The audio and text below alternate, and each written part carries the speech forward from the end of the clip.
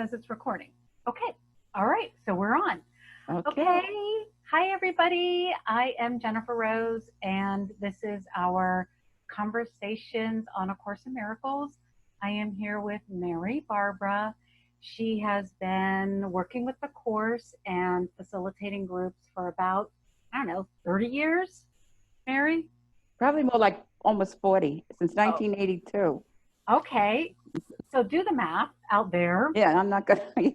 So a long time. So facilitating A Course in Miracle groups since 1982 and written a companion to A Course, A Path to Peace.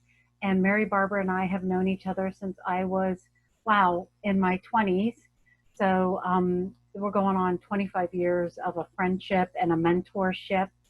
And I myself, Jennifer Rose, have been practicing the course since my early 20s and also leading yoga groups and meditations and A Course in Miracles intensives. You could call it an intensive or a retreat.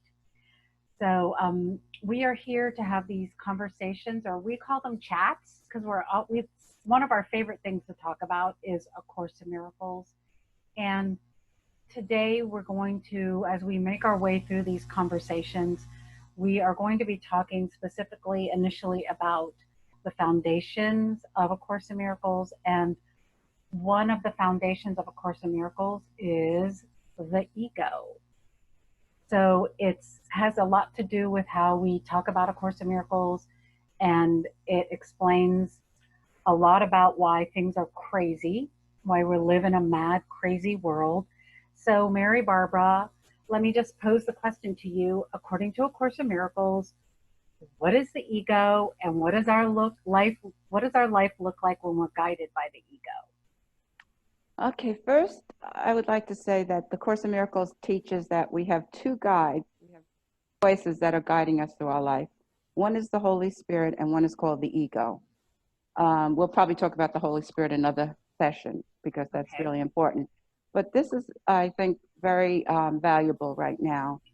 The ego, everybody knows the ego. You just didn't know its name, okay? Because it's that voice that is constantly telling you, be careful, you shouldn't have said that, you better watch out, something's going to happen. It's not a good voice. When I first started in the Course in Miracles, I had been studying the Bible pretty closely. And to me, it was easy for me to translate, like the ego was the same as what the Bible talks about, the devil. See, both of them are thought systems. Nobody has ever seen the little pitchfork devil, I don't think. I don't know. But I haven't, and I haven't heard anybody. So both of them are thought systems, different thought systems. Now, one thought system is from God, Holy Spirit, and we'll talk about that next time. But this thought system is the thought system that kicks in without you even asking. Like to have the Holy Spirit guide you, you would say, Spirit, guide me. And after a while, that would become natural. But the ego thought system is that thought system that just keeps running through your mind. It runs through your mind. It's talked about in songs, on the news, in books, everywhere. And the main tenets of the ego is fear of loss and fear of retaliation. Mm-hmm. Okay? So when you're not in peace, just know that you're listening to this ego voice. I used to say, think like you have a little angel on one shoulder and a devil on the other shoulder. And they're both whispering in your ear, and you choose which one you listen to. It's up to you. The main problem with it is that you think it's your voice. You think it's you. It's a thought system that we picked up, who knows where. We could have picked it up when we were 3 years old or 5 or 10, or somewhere along the way we picked up a belief system that something isn't enough. That's the main thought of the ego, like scarcity. There's scarcity and there's deprivation. Those are two parts of the ego. Mm-hmm. But the main thing I want to say is the ego mind, as I said, fear of loss and fear of retaliation. Yeah. Okay. And it's fear of loss of love and fear of loss and fear of retaliation because of love. Okay. So the fear of loss, where love is concerned, if you have fear of loss, you might love this person and get this person and they're your partner and you love them so much. that you're always afraid you're going to lose them. You know, you have that sense like, oh, something's going to happen. I'm going to lose him or her. Okay. And, or the ego, if it's not that, the ego tells you, be careful yourself. You're losing yourself. You're turning into him. You have to protect yourself. It's always a matter of protecting yourself. Okay. So fear of loss and then fear of deprivation, that something's going to be taken from you and you're going to be bereft. You're just going to be so empty and alone that you're not complete. You're not complete without something. It can be a person, a place, or a thing. It doesn't matter. But the ego voice is the voice that, like, it's a belief system. The acronym for it is EGO. There's two of them. One we used to always say, easing God out. That's the voice that eases the Holy Spirit voice out of your mind. The other one I heard in the last several years is earth God only. And I thought that was good. It's like the God that we've made of the devil, like the voice of the ego that says, get. You have to keep getting. If you don't get, then somebody's going to get. And that, again, the belief in scarcity, that there's not enough for everybody.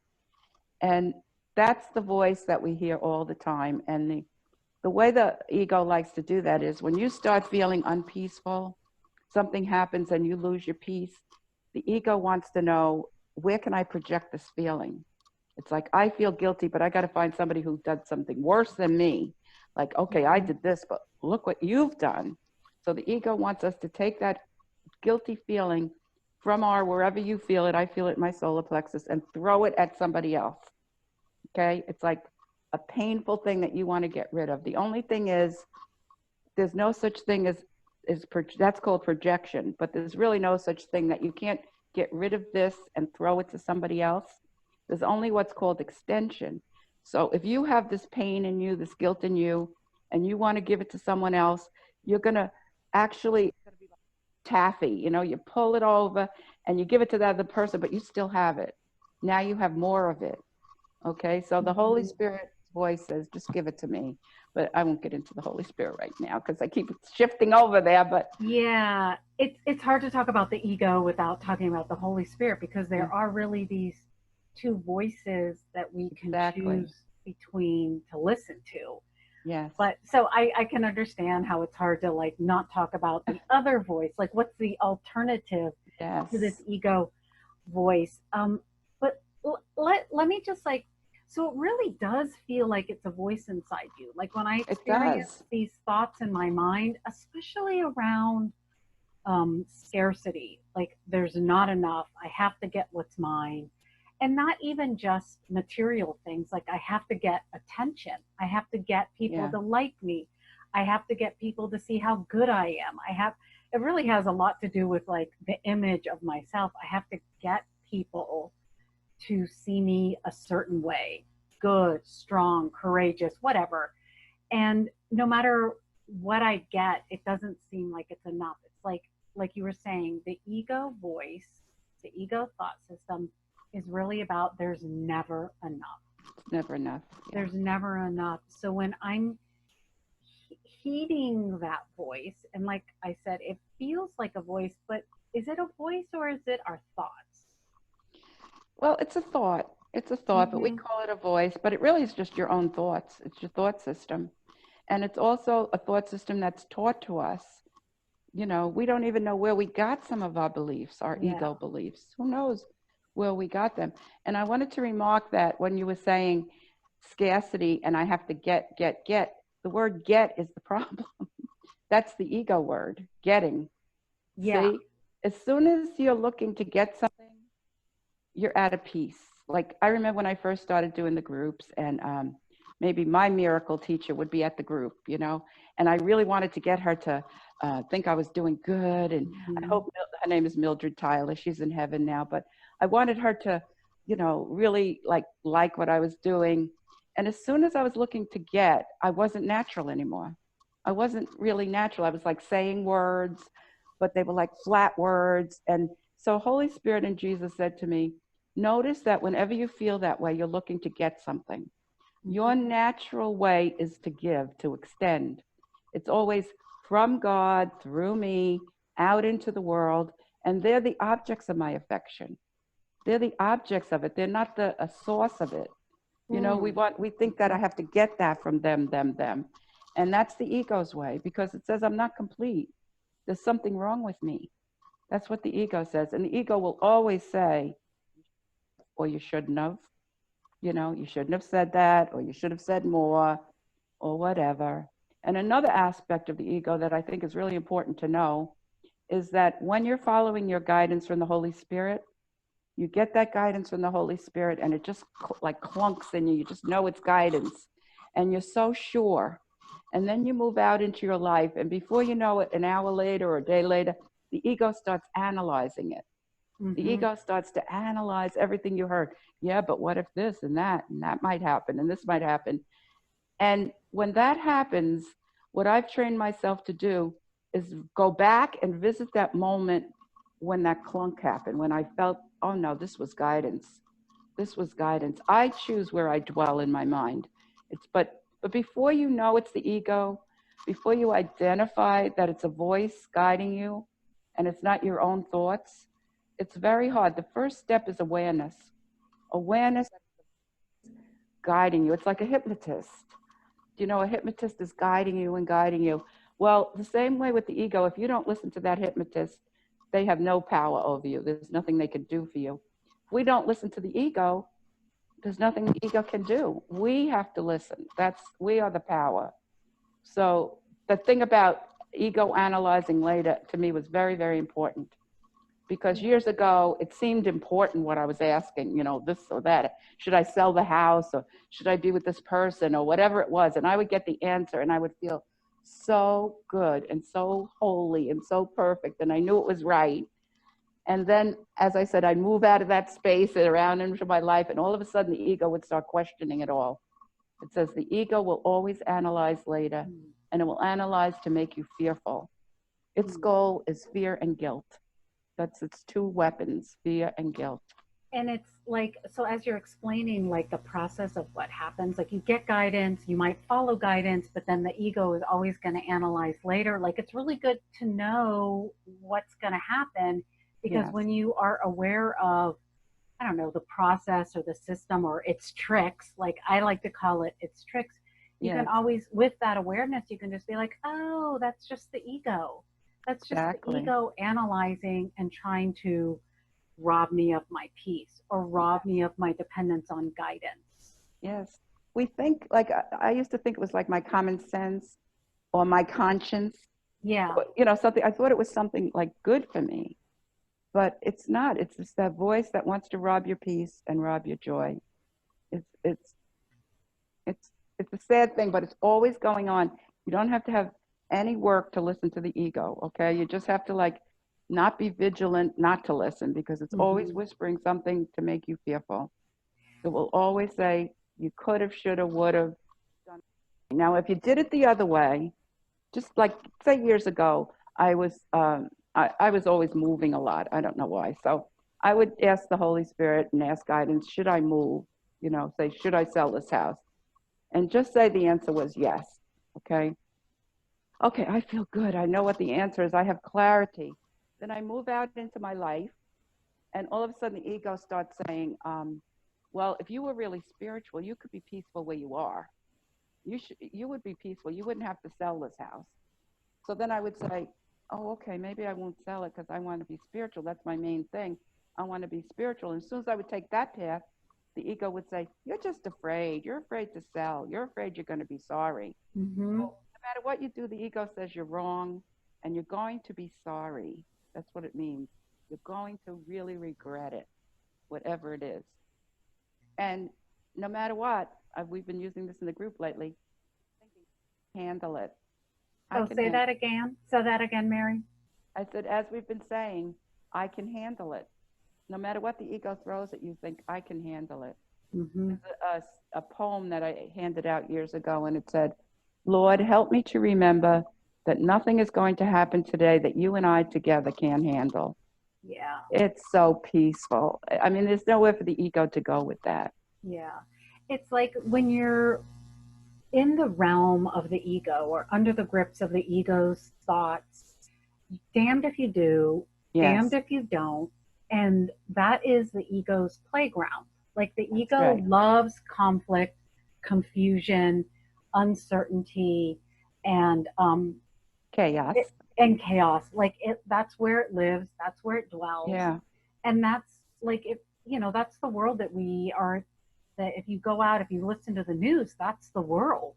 yeah, This ego yeah. driven world. And another thing that I wanted to talk about when you were talking about like the ego wants us to look outside of ourselves. You were saying God, me, and then let that extend out, Holy Spirit extend out. Um, the ego wants us, instead of to go inward for guidance, it wants us to look outward for answers, which Mm, really there are no answers because those answers are like shifting sand. yes, yes. Eggs are good, eggs are bad, coffee's good, now coffee's bad. Wear your Exactly. mask. No, don't wear your mask. Yes, exactly, So the ego's exactly. always wanting you to look outside for answers, but there are no answers. Right. That's the ego's food is chaos and thinking things through and planning and being like really defensive, like I better defend myself or something terrible happened to me. That's the ego's food. That's its power. It Mm-hmm. has no power in itself. It's a false idea. It's a belief system that wasn't created by God. Doesn't have any source. It doesn't have like the source, like we all came from God. It doesn't have anything. If you trace these thoughts back, they go to nothing. They're just illusionary thoughts, but they feel very, very, very, very real. I want to underline this because we get an emotion in our body. Okay. If we didn't get an emotion with it, all those scary thoughts would just fly by. We have stuff we're not afraid of. Those thoughts Right. just fly by. But then there's other thoughts that for some reason we embrace them and it hits that and that's what it does. And the thing I almost forgot to say, which I wanted to say, just know how the ego gets you. Okay. The Okay. ego only has a small bag of tricks. Okay. I'm acting like it's a person, but it's a thought system. Okay. Okay. It's only a thought, or everything's a thought. So the ego will have a way of hurting. Oh, wait a minute. Okay. All right, everybody. So my Zoom has frozen for a moment, and I know Mary Barbara's going to pop back My on. feelings aren't important. So whenever I would start to get myself into some sad, dramatic thing where I'd have to talk to people, and I used to have this thing like, I'm not making you wrong. I'm just discussing, like we'd have this whole way of discussing our issues instead of Mm-hmm. knowing it was just me. So later, as I realized, my ego trick was your feelings aren't important. That's what I got. Mm-hmm. And so after a while, when I realized that, then I could say, I've been here before. I know this is the ego because I've been here before. Someone else's might be, you're not smart or you're not good enough. It's Yeah. always, you're not enough. You're not enough. You're not Yeah. enough. Know your trigger. Just know it. It's really helpful because even though every time that happened to me, not so much now, thank God, I'm old and I've learned things, but like every time that happened, it felt like, yes, this time it's really real. They don't care about my feelings. No, this time it's real. And I'd have to keep saying, I've been here before. I know this feeling. I recognize this. I know this. And I would do the forgiveness prayer and do whatever I did. But it's really, really, really, I'm so glad I remembered that because that was Yeah. slipping my mind. That's just kind of like know thyself. Yeah. Yeah, No, exactly. no, and really get to know yourself and really get to know the language that the ego is the thoughts in your mind that are represented by the ego thought system. Know the words, know the language, and then be ready for the ego to get crafty because we're really intelligent. We're like super Exactly. smart. We're very imaginative. And that ego voice will get crafty and it will change its language Mhm. and try to get you to stay in that system of chaos and conflict and Right. confusion. The Um, ego's range is from vicious to suspicious. Oh no, yeah, from suspicious to vicious. I said it backwards. Like at best, it's suspicious of everybody. And at worst, it's vicious. And I feel like the viciousness, a lot of times for me, is that it will give me something like when I first wake up and I feel undefended and I feel vulnerable and I just woke up, and it will hit me with some bad, like really scary thought, mostly about my kids or grandkids or Right. somebody. And it really is vicious. It's just vicious at its worst and suspicious at its best. That's the range. But until you realize it's not your thoughts, these are not you. These ego thoughts that like have blaming thoughts, judging thoughts, and all that, that's not you. That's not your thoughts. If you really looked at it, you would know they hurt you. You would know they hurt you. And we get those beliefs from our past. And Yeah, before I forget, like I keep saying, I'm going to forget that's because fine. I forget. But this is funny because I used to share this with the group, and we call the Holy Spirit HS. Mm-hmm. So you can listen to HS or BS, whatever you choose. So that's your choice. We often listen to the BS and really get a kick out of it. Get that false, Yeah, fake, what do we call it, cheap thrill. yeah. Well, that's But your choice.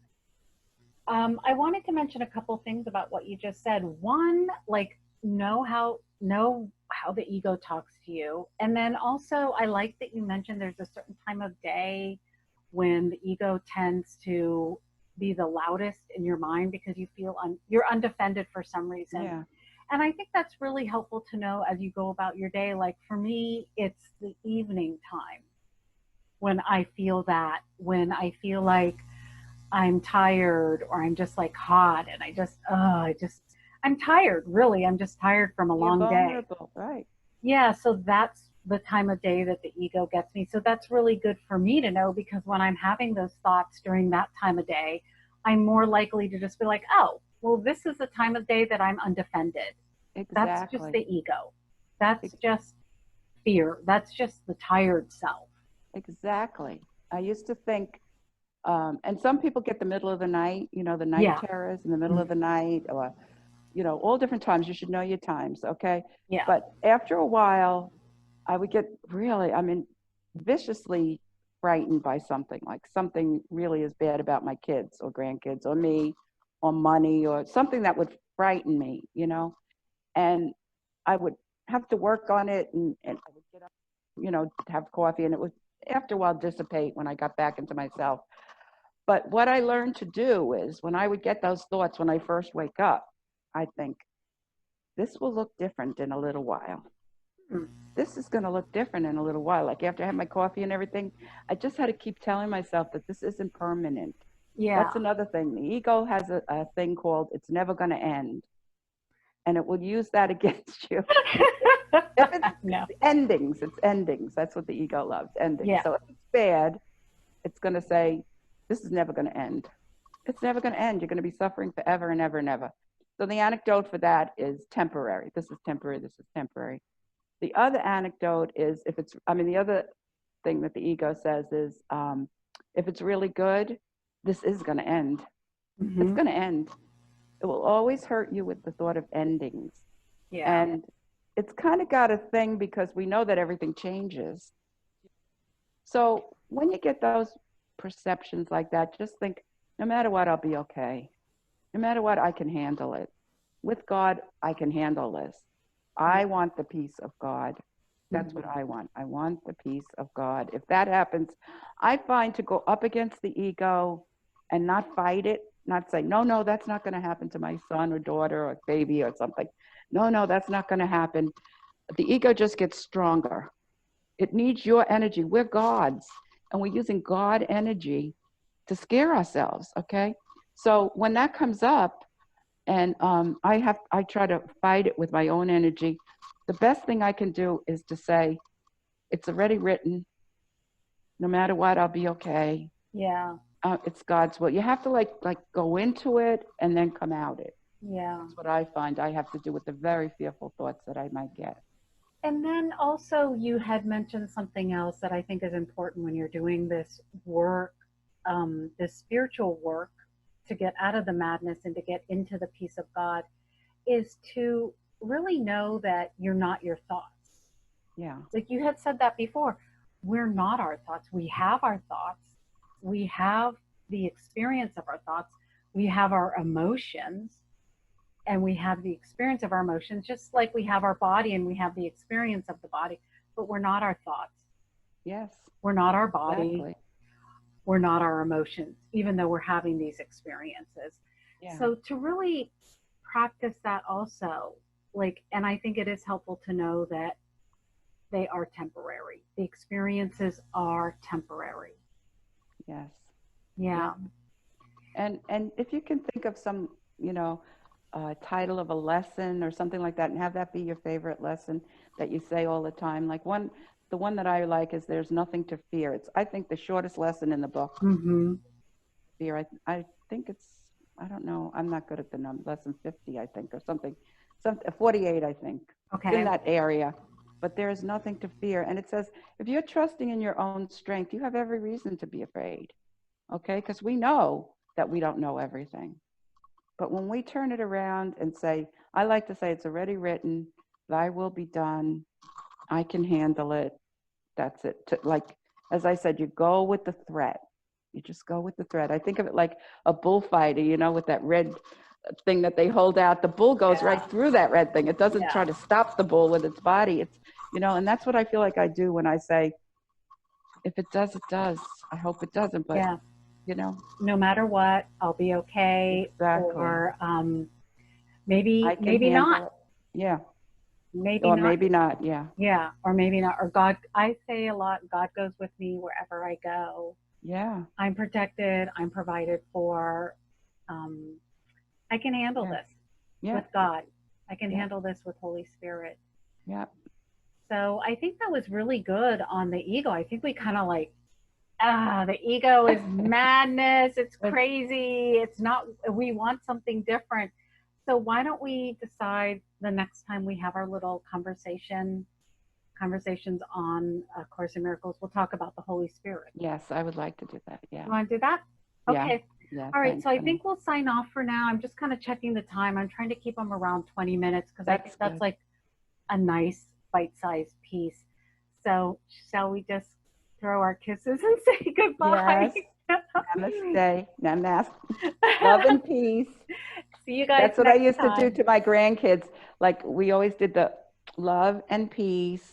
And Nice. so sometimes they would be getting in trouble with their mommy or daddy, and they'd look at me and I'd go, a little, love you. Love you I love you, guys. Jennifer Rose. Thank you. Love you, Thank you Mary very much. Barbara. Okay, Thank talk to you you. soon. Bye-bye. Bye-bye. Okay, I'm going to stop the recording.